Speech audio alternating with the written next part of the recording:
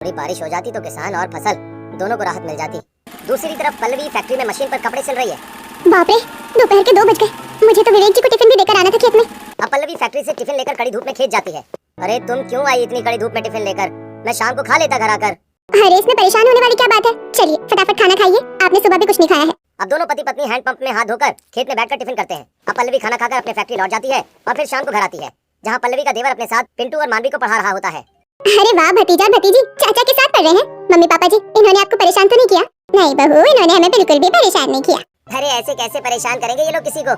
आखिर ये लोग अपने चाचा की कस्टडी में है। हाँ हाँ जानती हूँ। वैसे तुम्हारी कॉलेज की पढ़ाई कैसी चल रही है? सब ठीक चल रहा है भाभी, बस इस बार एग्जाम देकर शहर जाना है, वहाँ पर जाकर एक डिग्री लेनी है। पर समझ नहीं आ रहा है कि शहर जाने के लिए पैसे कहाँ से आएंगे। तुम चिंता मत करो, तुम्हारी भाभी है ना। अब पल्लवी चूल्हे पर अपने परिवार वालों के लिए खाना बनाती है। इतने में विवेक भी आ जाता है और फिर सभी एक साथ चटाई पर बैठकर खाना खाते हैं। भाभी खाना तो आपने बहुत स्वादिष्ट बनाया है। सच में बहू, मुझे तो विश्वास नहीं होता इतना थकने के बाद भी तो इतना स्वादिष्ट खाना कैसे बना लेती है। तेरे अंदर इतनी हिम्मत कहाँ से आती है? माँ जी, मुझे ये हिम्मत आप लोगों के प्यार से मिलती है। जब तक आप लोग मुझे प्यार कर रहे हैं तब तक मेरे अंदर की ये शक्ति कभी खत्म नहीं होगी। अब सभी लोग खाना खाकर अपने अपने कमरे में आराम करने के लिए चले जाते हैं। वहीं विवेक अपने हाथों में मलहम लेकर पल्लवी के पास आता है। पल्लवी लाओ, मैं तुम्हारे पैरों में मलहम लगा देता हूँ। सुबह से शाम तक तुम फैक्ट्री में काम करती रहती हो, फिर रात को आकर खाना बनाती हो और सुबह भी सारा काम करके जाती हो। तुम भी इंसान हो, कोई मशीन नहीं। अरे कोई बात नहीं, मैं ठीक हूँ। कुछ ठीक नहीं है पल्लवी, मेरी मानो तो अब तुम ये नौकरी छोड़ दो।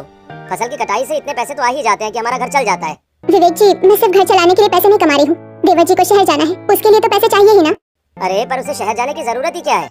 नहीं विवेक जी, जो गलती आपने की है वही गलती अब आप अपने छोटे भाई के साथ मत दोहराइए। अच्छी शिक्षा न प्राप्त होने के कारण आज आप खेत में काम कर रहे हैं। मैं नहीं चाहती कि देवर जी के साथ भी यही हो।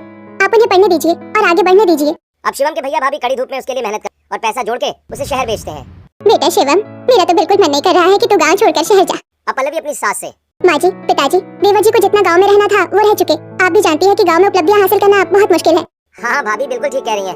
और फिर अगर भाभी ने मेरे लिए इतनी मेहनत की है तो मुझे तो कुछ बनकर दिखाना ही होगा अपने भैया भाभी को। अब शिवम अपने से बड़ों का आशीर्वाद लेकर गांव से शहर के लिए रवाना हो जाता है। अब शिवम शहर पहुंचकर 6 महीने के अंदर अंदर मास्टर ऑफ बिजनेस में टॉप करता है और फिर एक बड़ी सी कंपनी में उसकी जॉब पक्की हो जाती है। अब ये खुशखबरी शिवम सबसे पहले अपनी भाभी को देता है। हेलो भाभी, मेरी मल्टीनेशनल कंपनी में जॉब लग गई है, तनख्वाह भी अच्छी मिलेगी।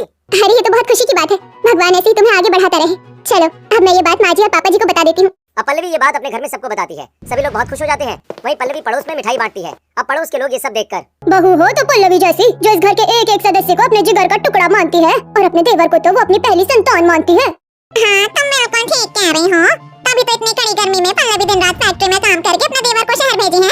अब धीरे धीरे पल्लवी नौकरी करना छोड़ देती है, साथ ही अपने बच्चों को एक अच्छे स्कूल में पढ़ाने लगती है और फसल की कटाई के पैसे से घर का खाना पीना अच्छे से होने लगता है। पल्लवी तुम ठीक कह रही थी, अगर शिवम शहर जाएगा तो हमारे हालात ठीक हो जाएंगे। देखो सब धीरे धीरे ठीक हो रहा है। जी बिल्कुल, मैं तो चाहती हूँ ऐसे मेरे देवर जी तरक्की करे, मेहनत करे। ये सब उनकी मेहनत की वजह से हो रहा है। नहीं बहू, ये अकेले मेरे बेटे की मेहनत नहीं है, उसकी सफलता में सबसे ज्यादा कड़ी मेहनत तेरी है। तूने गर्मी में खून पसीना बहाकर दिन रात पैसे जोड़े हैं, तब जाकर मेरा बेटा शहर पहुँच पाया है और आज वो तरक्की कर रहा है।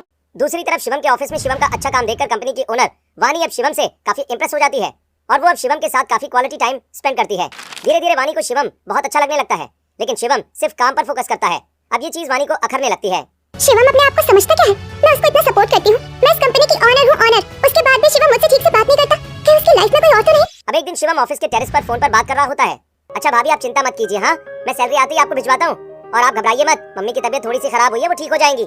अब दूर खड़ी वानी ये सब सुनकर, ओह गॉड, मैं तो फालतू में ही टेंशन ले रही थी कि शिवम की लाइफ में कोई दूसरी लड़की है, लेकिन शिवम तो अपनी फैमिली प्रॉब्लम से ही परेशान है। एक्सक्यूज मी शिवम, तुम यहाँ टेरेस पर अपनी फैमिली से बात कर रहे थे ना? मैंने सुना सब कुछ। वैसे अगर पैसों की ज्यादा दिक्कत है तो मैं सैलरी टाइम से पहले तुम्हारे अकाउंट में क्रेडिट करवा देती हूँ।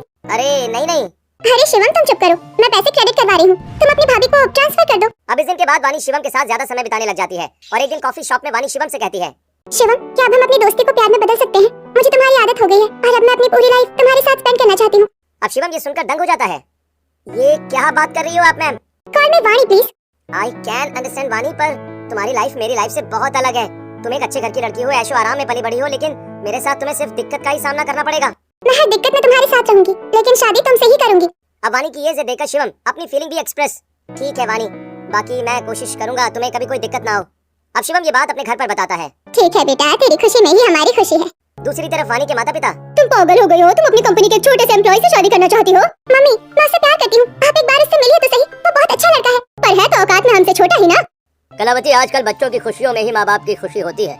अगर हमारी बेटी उसे पसंद करती है तो तो तुम कर दो उसकी शादी उसी से, वो वहीं खुश रहेगी। अब 3 से 4 हफ्ते के अंदर वानी की शादी पूरी विधि विधान के साथ शिवम से हो जाती है। वहीं वानी की माँ शिवम को देखकर, हे भगवान, मेरी बेटी को ये मिडिल क्लास लड़का कैसे पसंद आ सकता है? पता नहीं ये उसको खुश रखेगा कि भी नहीं। अब शादी करके वानी अपने ससुराल आती है और बड़ी ही खूबसूरती के साथ कलश गिराकर घर के अंदर प्रवेश करती है। चलो वानी, आराम कर लो, तुम बहुत ज्यादा थक गई हो।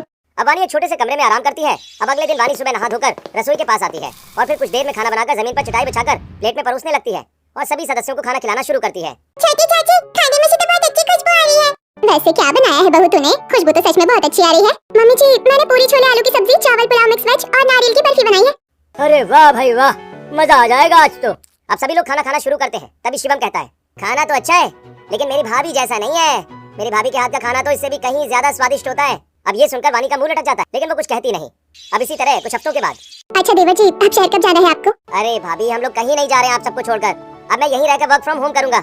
अब इसी तरह कुछ हफ्ते के बाद शिवम की सैलरी क्रेडिट होती है और शिवम एटीएम से सारा कैश निकालकर अपनी भाभी के हाथ में दे देता है। भाभी ये लीजिए, मेरी तनख्वाह आ गई है, अब आप अपने हिसाब से इन पैसों से घर चलाइए। अब वानी जब ये सब देखती है तो उसे बड़ा गुस्सा आता है। अब रात में वानी अपने कमरे में, शिवम, तुम्हारी सैलरी आई है, तुमने सारी सैलरी 1 मिनट में अपनी भाभी के हाथ में दिया और अपने हाथ में कुछ नहीं रखा। मतलब अगर मुझे कुछ चीज चाहिए होगा तो फिर मैं किससे मांगूंगी?